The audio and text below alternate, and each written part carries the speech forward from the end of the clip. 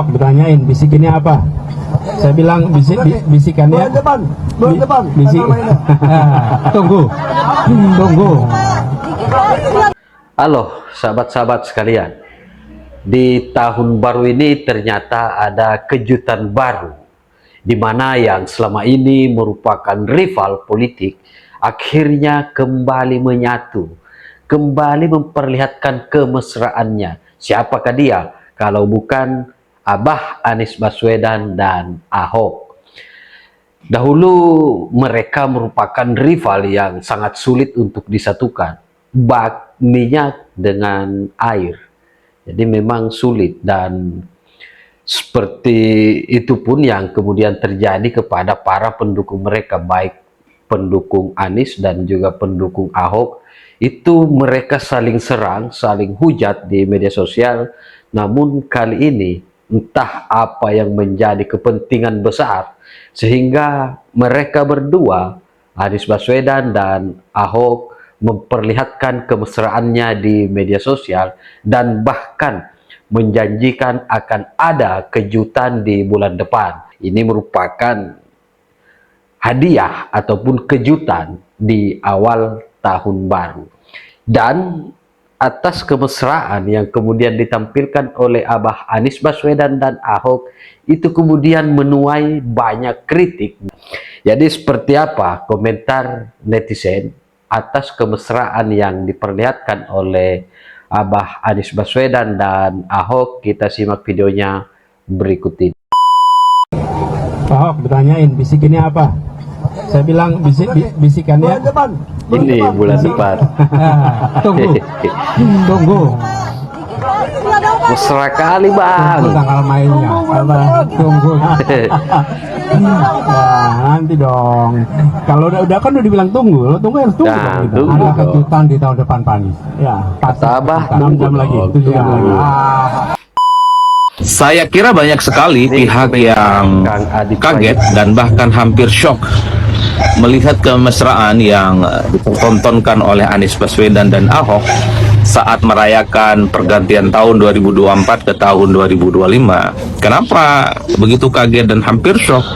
Ya karena tentu Anies Baswedan dan Ahok ini adalah dua sosok yang kemudian hampir membelah warga Jakarta dan bahkan membelah seluruh bangsa Indonesia gara-gara pilkada 2017 yang lalu yang menggunakan sentimen politik identitas, yaitu isu agama dan isu-isu etnis. Kita tahu bahwa Anies itu menang di pilkada karena Ahok dinilai sebagai penista agama, di demo berjilid-jilid, di demo hampir tiap hari, gerakan pembela ulama, gerakan pembela umat Islam dan seterusnya, yang menganggap Ahok itu adalah orang yang adalah menista agama, tidak layak memimpin bangsa dan negara, dan seterusnya dan seterusnya.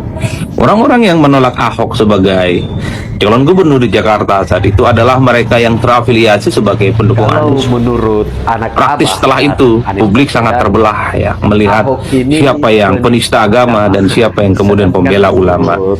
Selain Ahok sering dituduh sebagai penista agama dan bahkan Ahok berurusan dengan hukum, Anies secara politik mendapatkan faedah elektoral saat itu karena mendapatkan simpati yang cukup luar biasa, dan bahkan Anies disebut sebagai representasi dari kepentingan politik umat Islam, pembela ulama dan seterusnya dan seterusnya. Jadi inilah yang kemudian membuat kenapa begitu banyak pihak kaget ya ketika melihat Anies dan Ahok. Sangat mungkin mereka itu akan melakukan kerjasama ya di bulan depan katanya. Baik di pihak Anies ataupun di pihak Ahok sama-sama kaget, dan bahkan sampai hari ini mereka tidak percaya dengan junjungan yang dipertontonkan oleh mereka gitu ya. Di pihak Ahok misalnya, mereka meratapi kenapa Ahok harus berkompromi dan berdamai dengan Anies Baswedan.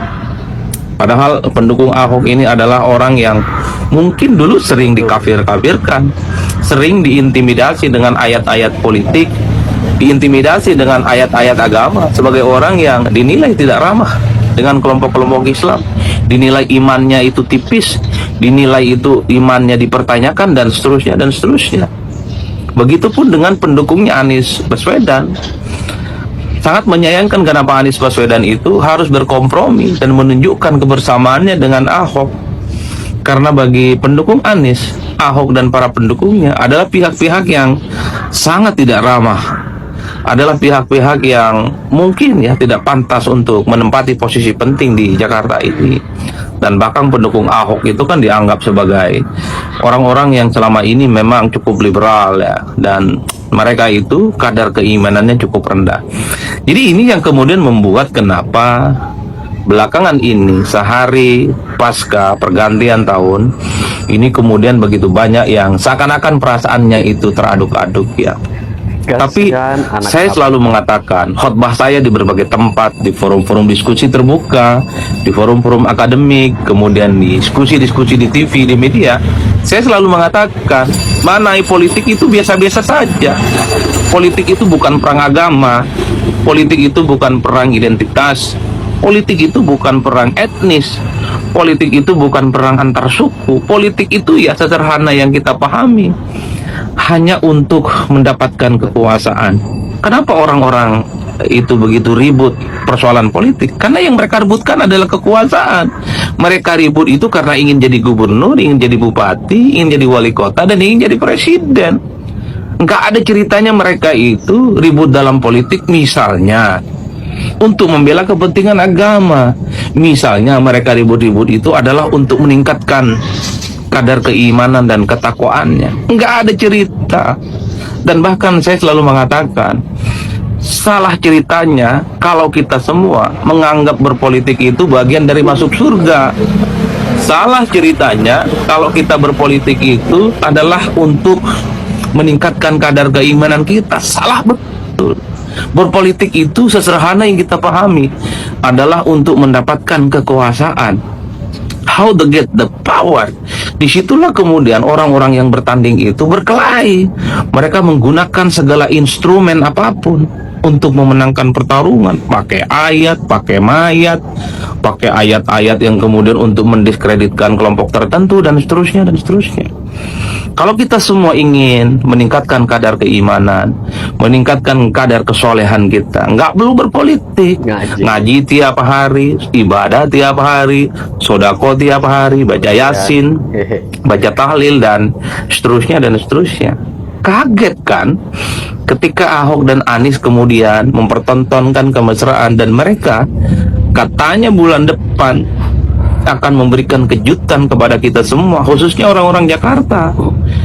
Kejutannya mungkin akan kerjasama ya di Jakarta untuk mensupport supaya Pram dan Sidul menjadi gubernur yang sukses, menuntaskan semua keinginan-keinginan Pram dan Dul, di mana misalnya soal kemiskinan, soal pengangguran, soal kesejahteraan, dan seterusnya, itu bisa tuntas. Saya menduga ke arah situ. Mungkin Anies dan Ahok itu akan jadi dewan pembina, dewan pengarah untuk kepentingan Pram dan Sidul ya, supaya persoalan-persoalan Jakarta itu bisa diatasi. Mengingat sosok dua orang ini, Anies dan Ahok, adalah mantan gubernur yang dinilai punya success story, tentu dengan indeks ukuran masing-masing. Politik memang kotor, tapi tidak semenjijikan ini. Ahok ditanyain bisikannya apa? Saya bilang bisikannya Inilah politik, kawan. Jangan kaget, apalagi sampai jijik.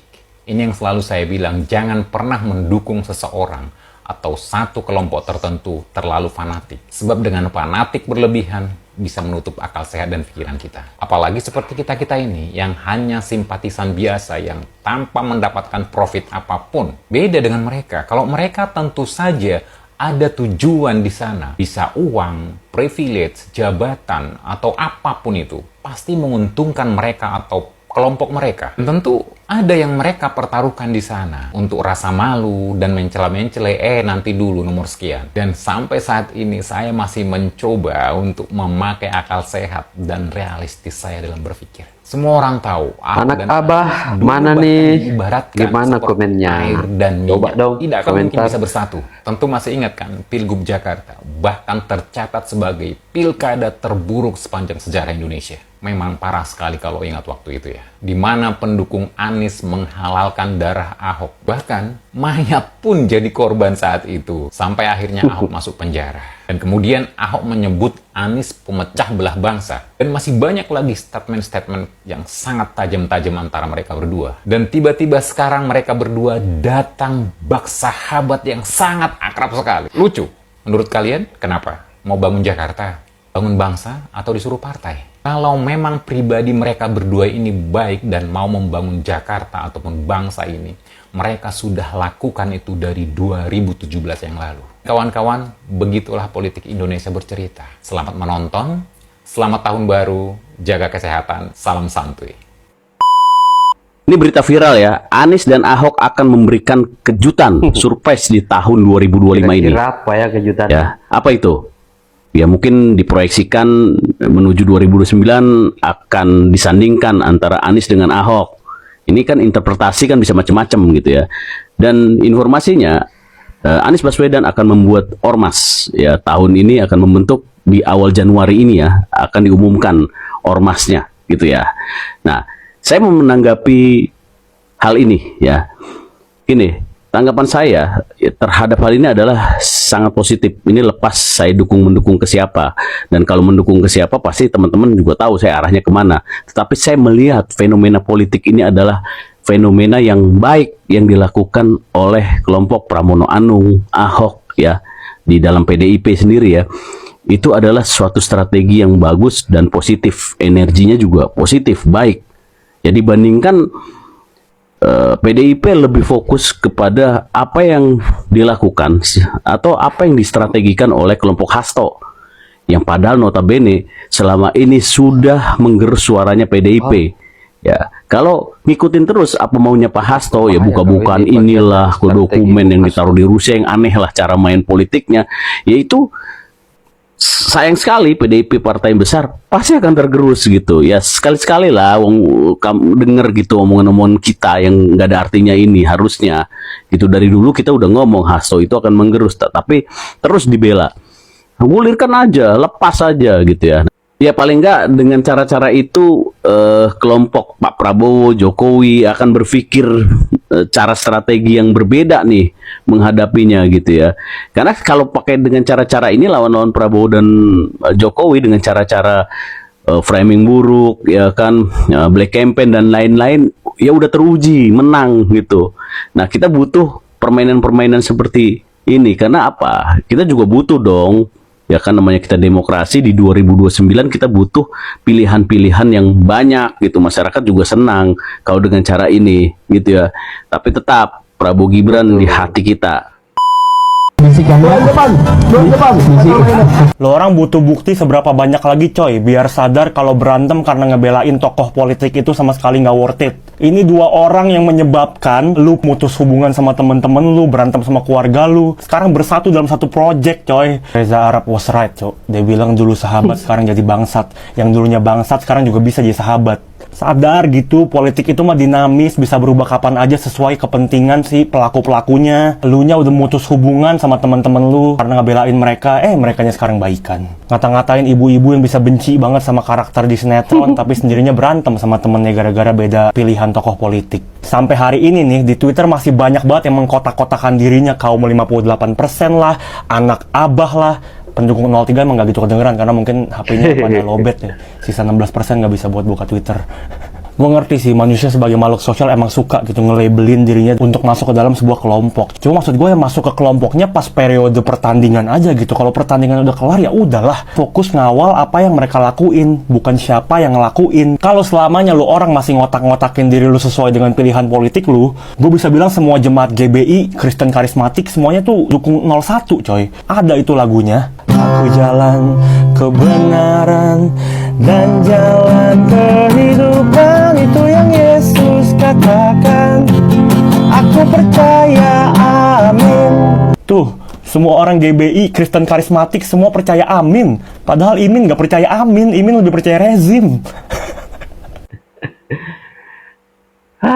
Kemesraan yang diperlihatkan oleh Abah Anies Baswedan dan Ahok ini merupakan sebuah kejutan bagi para pendukung Ahok dan juga pendukung Anies Baswedan. Tapi memang betul, dalam politik tidak ada lawan dan kawan yang abadi, yang ada hanyalah kepentingan. Saya kira demikian konten kali ini. Terima kasih. Wallahul muwaffiq ila aqwamit thoriq. Wassalamualaikum warahmatullahi wabarakatuh. Salam NKRI.